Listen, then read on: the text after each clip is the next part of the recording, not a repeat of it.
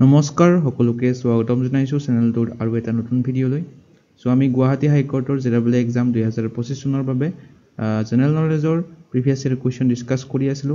ইয়াৰে পাৰ্ট 14 আজি লৈ আহিছো। ইয়াৰ আগৰ 13টা পাৰ্ট যদি আপোনালোকে চোৱা নাই তেনেহলে ইয়াৰে প্লেলিষ্টৰ লিংকটো ডেসক্ৰিপচন বক্সত দিয়া আছে, তাতে ক্লিক কৰি আপোনালোকে আগৰ 13টা পাৰ্ট চাই ল'ব পাৰে। আজিৰ ভিডিঅ'টো টোটাল 25টা কুৱেশ্যন দিয়া আছে আৰু শেষত আপোনালোকৰ বাবে এটা কুৱেশ্যন এৰি থোৱা আছে। গতিকে ভিডিঅ'টো আপোনালোকে শেষলৈ চাব। আৰু ইয়াৰে পিডিএফটো আপোনালোকে টেলিগ্ৰাম চেনেলটোত পাই যাব। গতিকে টেলিগ্ৰাম চেনেলটোত জয়েন হ'বৰ কাৰণে এই কিউআৰটো স্কেন কৰি জয়েন হ'ব পাৰে, নাইবা লিংকটো ডেসক্ৰিপচন বক্সত দিয়া আছে, এই লিংকটোত ক্লিক কৰি আপোনালোকে জয়েন হ'ব পাৰে। গতিকে বেছি পলম নকৰি বলক আজিৰ ভিডিঅ'টো আমি আৰম্ভ কৰোঁ। এক নম্বৰ কুৱেশ্যনটো হৈছে which of the following teams was best performing team in the 35th National Games held in February 2015 in Kerala।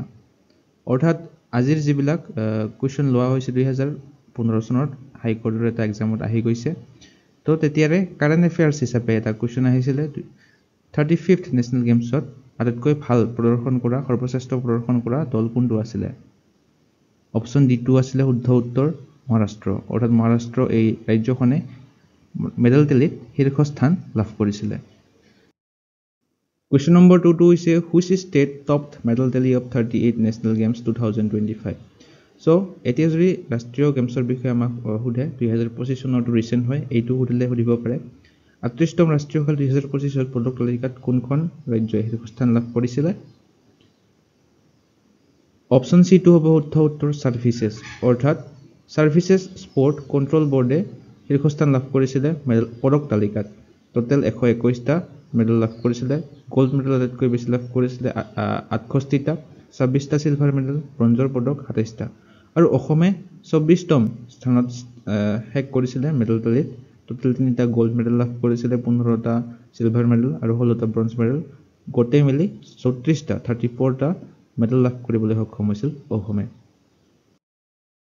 3 number কুৱেশ্যনটো হৈছে find out wrong sequence among the following pair of words. তলৰ দুটা শব্দৰ মাজত ফুল ক্ৰমটো বিচাৰি উলিয়াব দিছে। এটা চাব পাৰে Taj Mahal Agra, Red Fort Delhi, Amritsar Golden Temple, India Gate New Delhi. এটা যদি আমি চাওঁ এই তাজমহলখন আগ্ৰাত আছে, এইটো শুদ্ধ। ৰেড ফৰ্টখন দিল্লীত আছে, এইটো শুদ্ধ। ইণ্ডিয়া গেটখন নতুন দিল্লীত আছে। কিন্তু ইয়াতে চাওক অমৃতসৰখন গোল্ডেন টেম্পলত নাই, গোল্ডেন টেম্পলটোহে অমৃতসৰত আছে। ইয়াতে ঠাইখন আগতে দিয়া আছে, সেইবাবে এইটো সিকুৱেন্স ভুল হ'ব।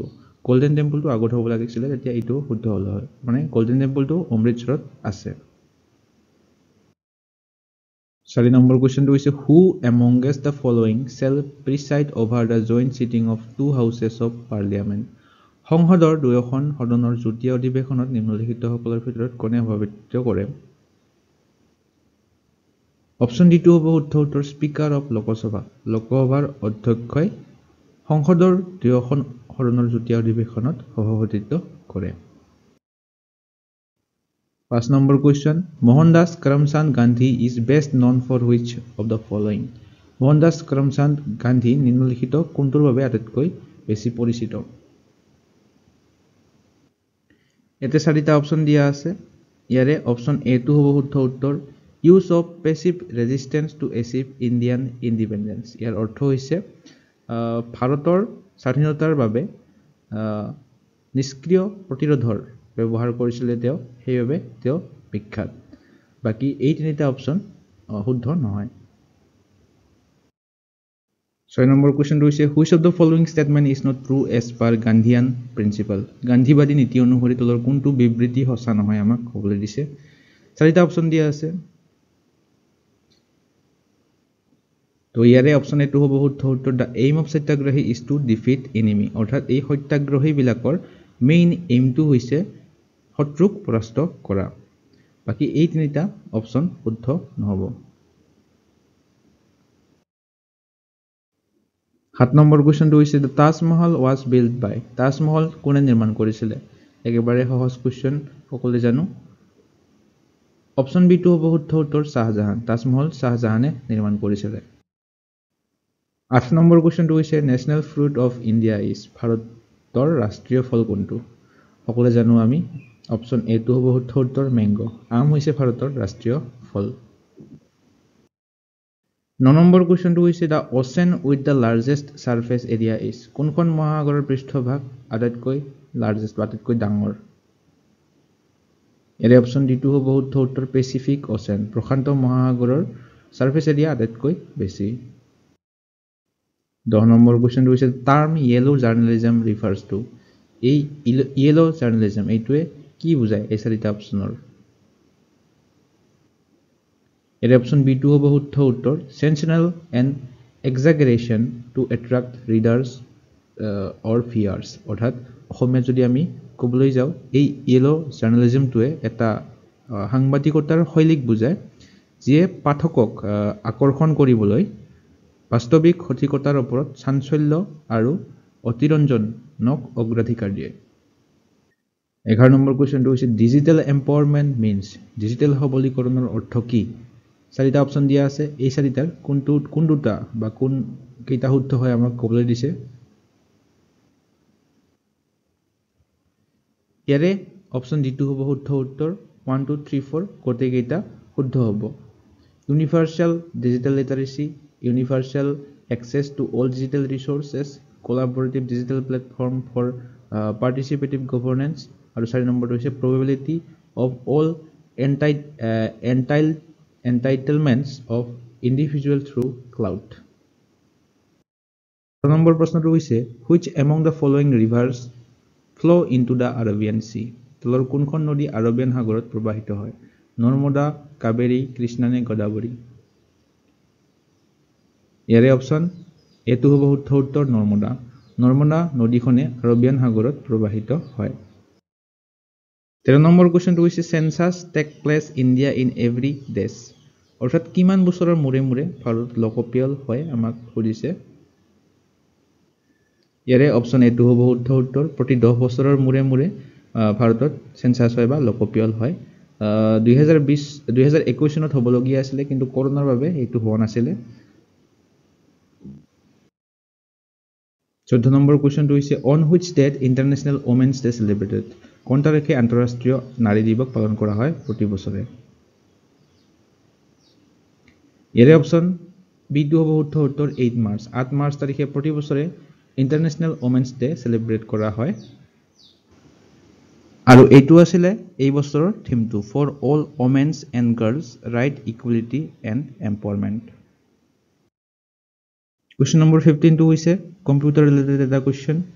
Bold, italic, regular are known as. Bold, italic, regular. Ebilak ki Microsoft MS Word or question ahisile etu. Bold, italic, regular. Ebilak ki hoy. Option A to hobo hutto font style hoy. 16 number question to is if you begin typing an entry into a cell and then realize that you don't want your entry placed into the cell. You আপুনি কি press কৰিব তেতিয়া আপুনি এটা সেলত এনেকুৱা খৰখৰ থাকে মাইক্ৰসফট এক্সেলত এইবিলাক সেল বুলি কোৱা হয় যেতিয়া আপোনালোকে এই সেল বিলাকত কিবা টাইপ কৰে আৰু টাইপ কৰাৰ পিছত যেতিয়া আপোনালোকে এই টাইপিং কৰা বস্তুখিনি নালাগে বুলি ভাবে তেতিয়া আপুনি মুছিবৰ বাবে কি প্ৰেছ কৰিব এৰে অপচন বি টো হ'ব শুদ্ধ উত্তৰ press escape 17 number question to is what kind of software would you most likely to use keep the track of billing account or হিসাব ৰাখিবলৈ আপোনালোকে কোন ধৰণৰ সফটওয়্যাৰ ব্যৱহাৰ কৰিব অপচন সি টো হ'ব শুদ্ধ উত্তৰ spreadsheet 18 number question to is in which year did British annex Assam ব্ৰিটিছে কেতিয়া অসম দখল কৰিছিল অপচন ডি টো হ'ব শুদ্ধ উত্তৰ 1826 চনত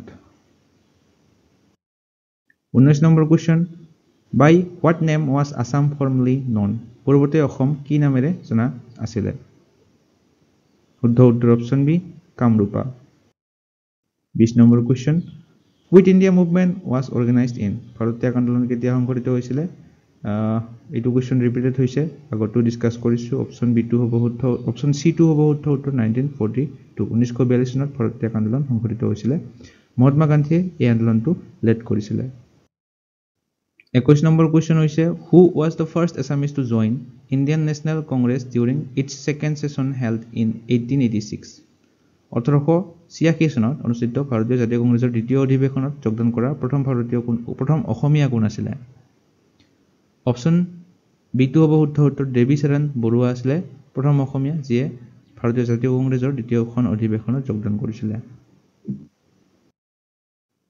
Next question to 22 Arjuna Award. Etu আকৌ repeat hoise. Etu question ami agore discuss korisu. Arjuna Award to sportor hoite jorito.